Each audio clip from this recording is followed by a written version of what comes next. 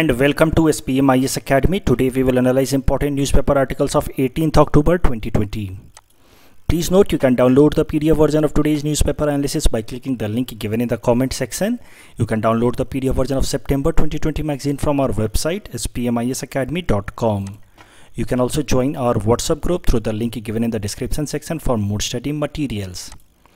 This is the list of the topics that we'll cover from today's newspaper.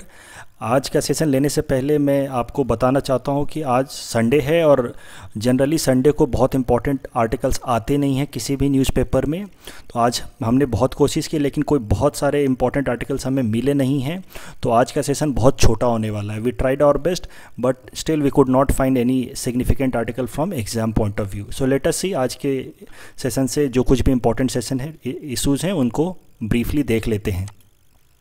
So first article we have taken from editorial segment of Assam Tribune newspaper. It is about 50th year of Guwahati tea auction. This topic is important from our syllabus paper 6 Assam economy point of view.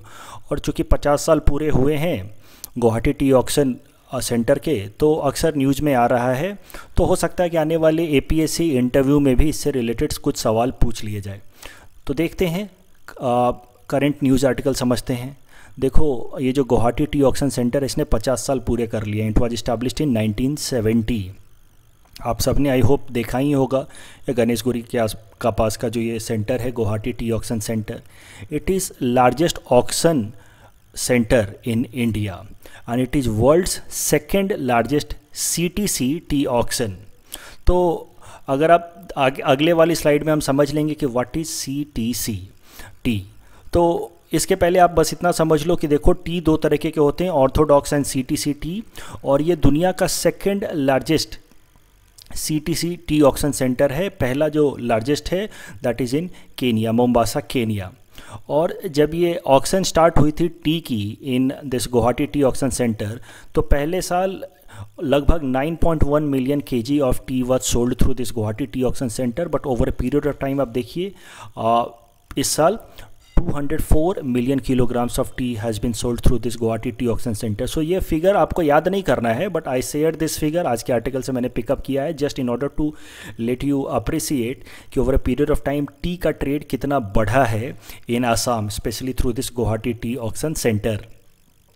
और इसके अलावा आप PT point of view से एक बात ये भी ध्यान में रख सकते हैं कि Guwahati tea auction centre is the only tea auction centre in the world where the chairman is nominated by the government. Otherwise बाकी सारे जो ऑक्शन सेंटर हैं वहाँ पे वो प्राइवेट एजेंसीज की तरह काम करते हैं और जो स्टेक होल्डर्स हैं वो आपस में से मिल करके किसी भी इंसान को वहाँ का चेयरमैन बनाते हैं। So Guwahati tea auction centre का जो चेयरमैन है that is nominated by the government और अपॉइंटेड बाय द गवर्नमेंट। अब जैसा कि मैंने आपको बताया था कि will see about some tea varieties in Assam.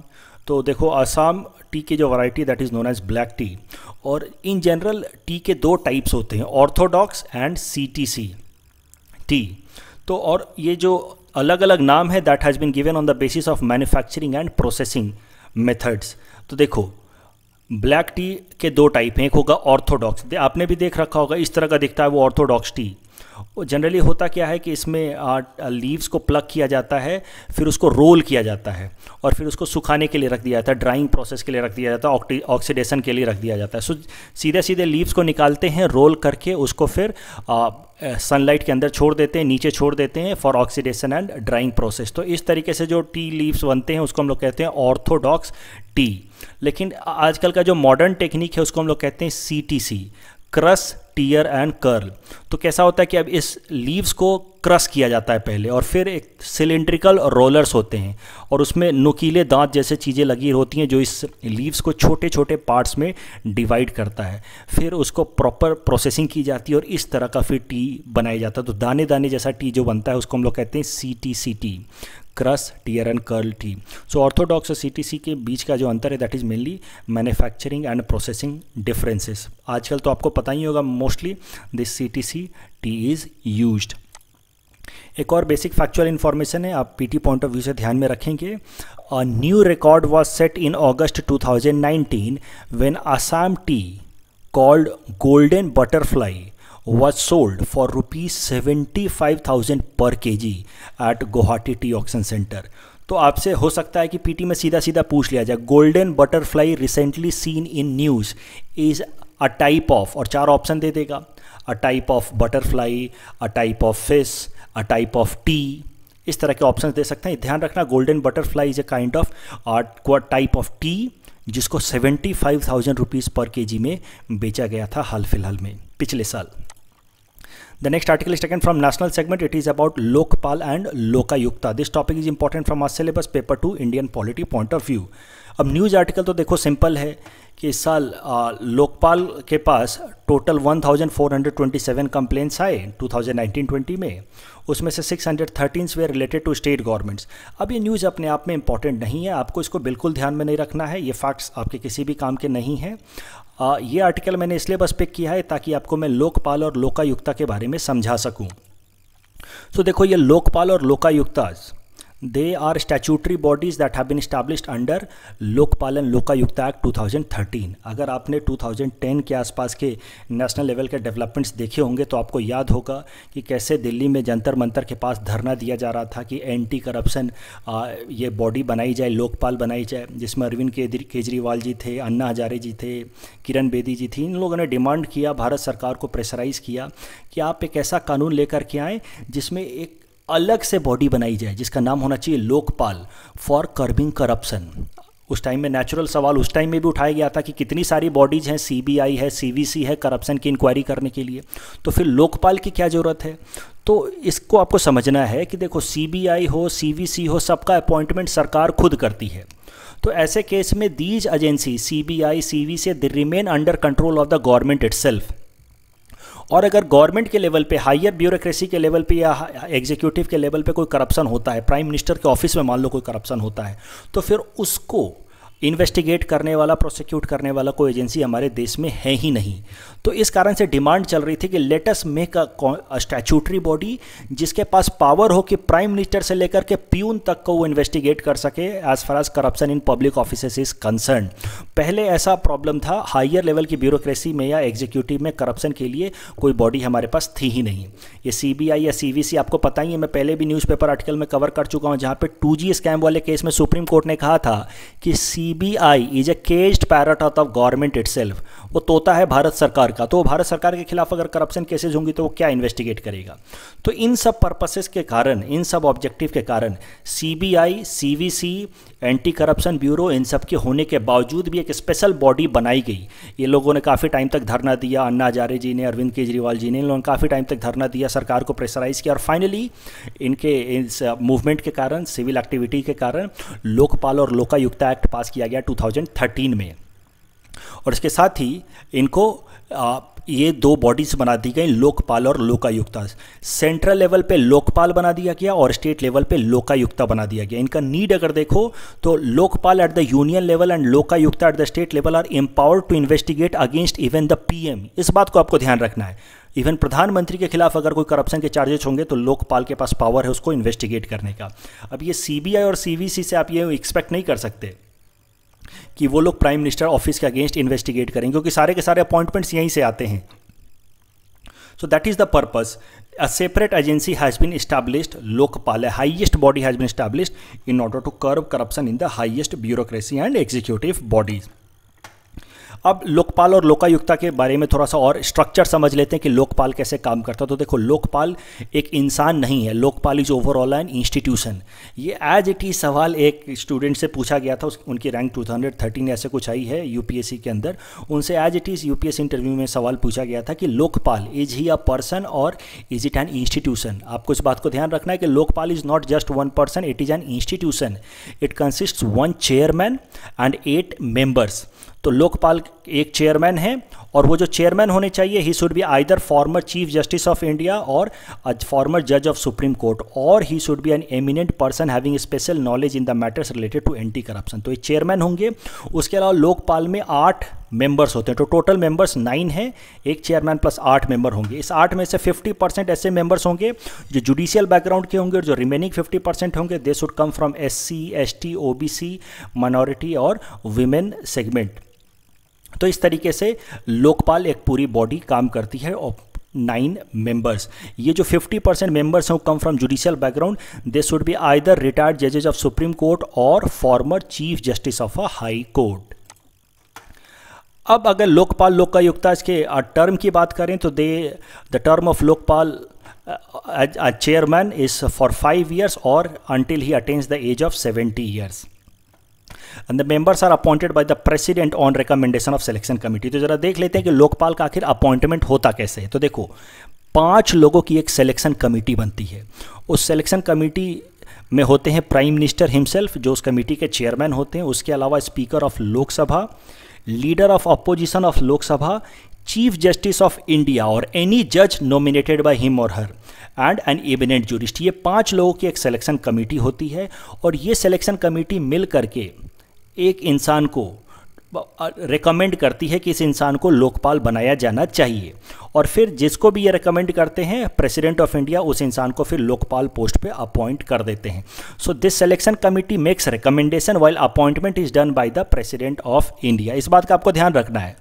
हो सकता है स्टेटमेंट लिख के दे दे कि selection committee 5 member selection committee appoints Lokpal. That statement will be wrong because appointment is done by the president himself.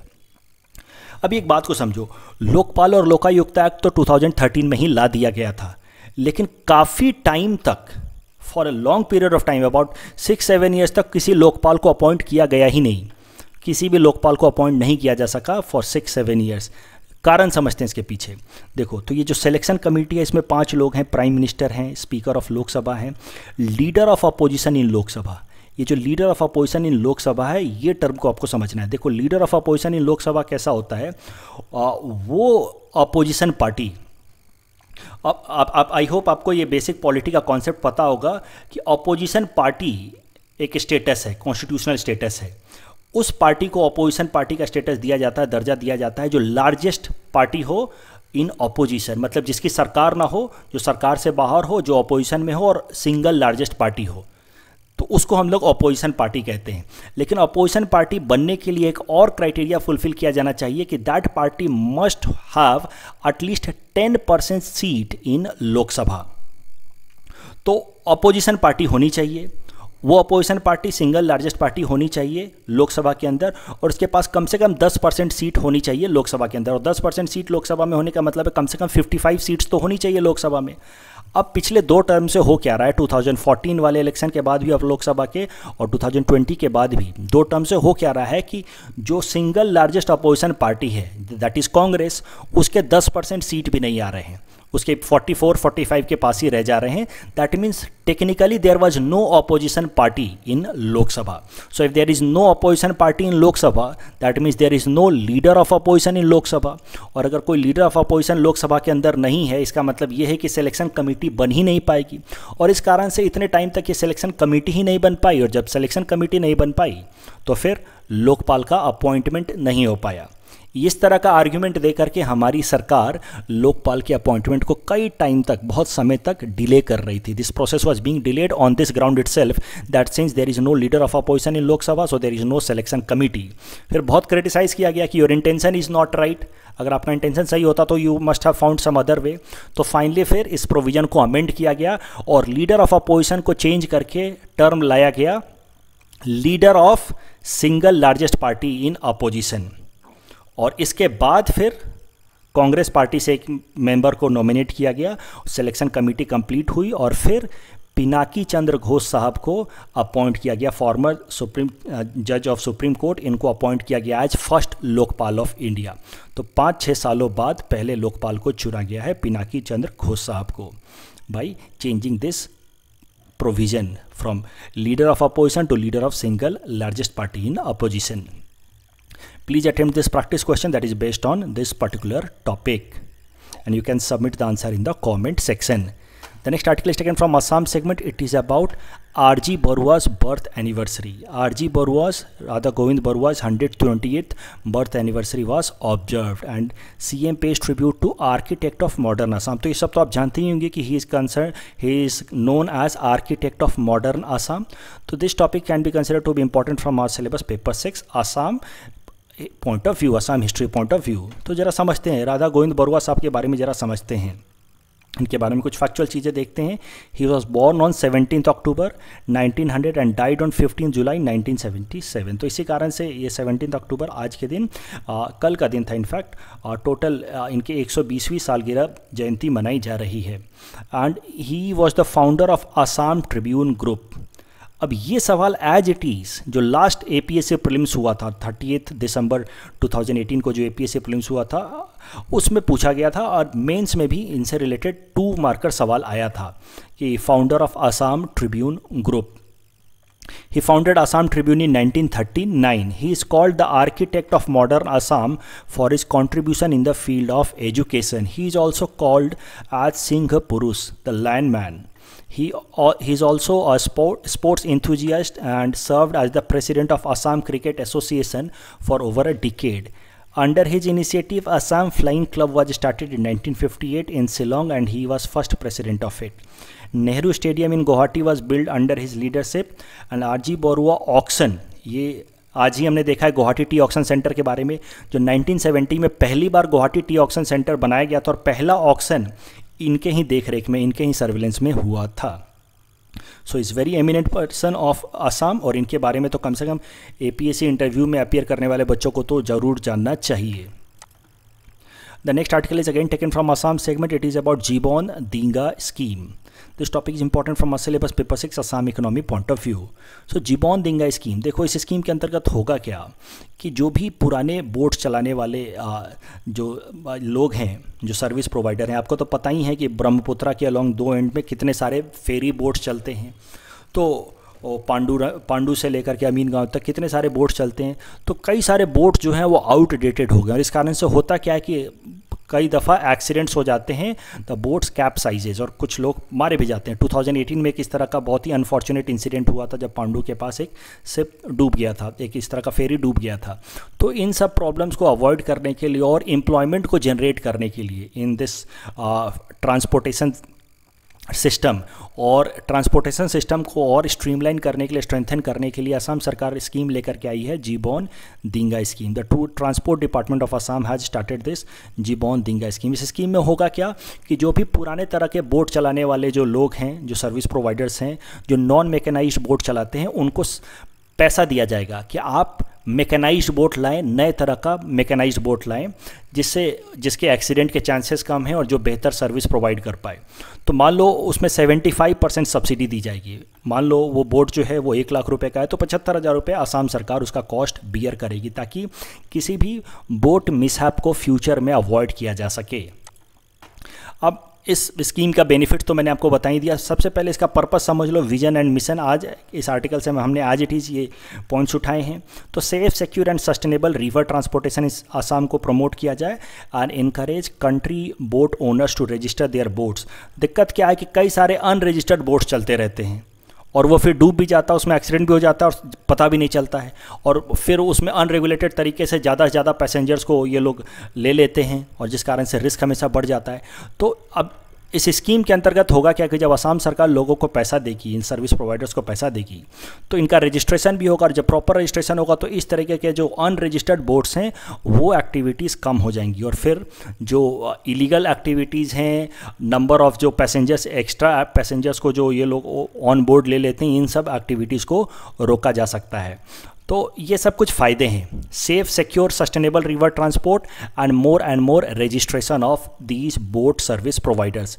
फ़ायदा क्या है? 75% सब्सिडी दी जाएगी। जो विमेन एंटरप्रेनर्स, अगर मान लो कोई विमेन इस बोट को रन करना चाहती है तो उसको 5 से 10% एडिशनल इंसेंटिव दिया जाएगा। तो अगर मान लो कभी विमेन रिलेटेड इश्यूज़ पे सवाल आ जाए कि क्या असम सरकार स्पेशल इनिशिएटिव्स ले रही है टू प्रमोट विमेन एंटरप्रेनरशिप, वहाँ पे भी आप जिबॉन दिंगा स्कीम को लिख सकते हैं। कैपेसिटी बिल्डिंग पे काम किया जाएगा, मतलब इन लोगों को ट्रेनिंग दी जाएगी कि कैसे वो safe and secure service provide कर सकते हैं, कैसे अगर मान लो शिप डूब भी जाए उस केस में भी पैसेंजर्स को बचाया जा सके। तो इन सारी चीज़ों पर फोकस किया जाएगा।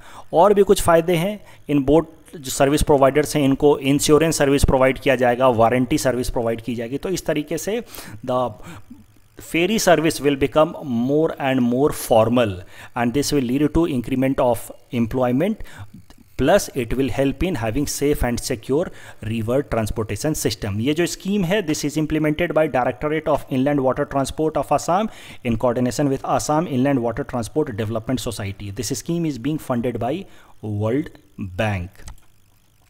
In our segment most probable PT topics for upcoming APSC, today we'll cover topic number 115 to 117. Topic number 115 is about Assam Center for Ornithological Research. Assam Center for Ornithological Research has been established at Rongdoi, Dholagiri. It has been established by Forest Man of India, Mr. Jadav Payeng. Ornithology का मतलब होता है scientific study of birds. Please attempt this question that is based on topic number 115. Topic number 116 is about Bharat Ratna Award.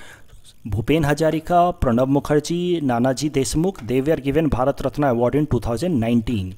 The first recipient of Bharat Ratna Award were C. Rajagopalachari, Sarvapalli Radhakrishnan and C.V. Raman in 1954. Please attempt this question that is based on topic number 116. Topic number 117 is about Doordarshan Arun Prabha. Doordarshan Arun Prabha is an exclusive TV channel launched by the central government for northeastern states with a special focus on Sikkim and Arunachal Pradesh. Please attempt this question that is based on topic number 117. This is the answer of question number 112 to 114 that we had given in yesterday's newspaper analysis. Today's question can be attempted by students and you can submit the answer in the comment section. We will be sharing answer of these questions in tomorrow's newspaper analysis. Let us see the answer of practice question that we had given in yesterday's analysis. First question was regarding global hunger index.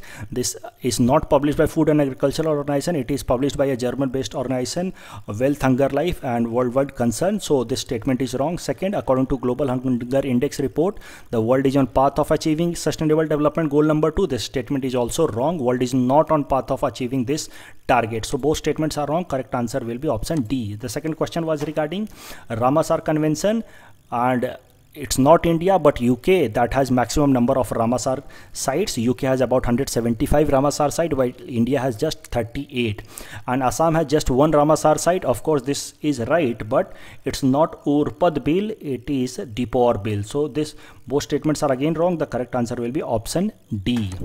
That's all from our side for today. Thanks for watching.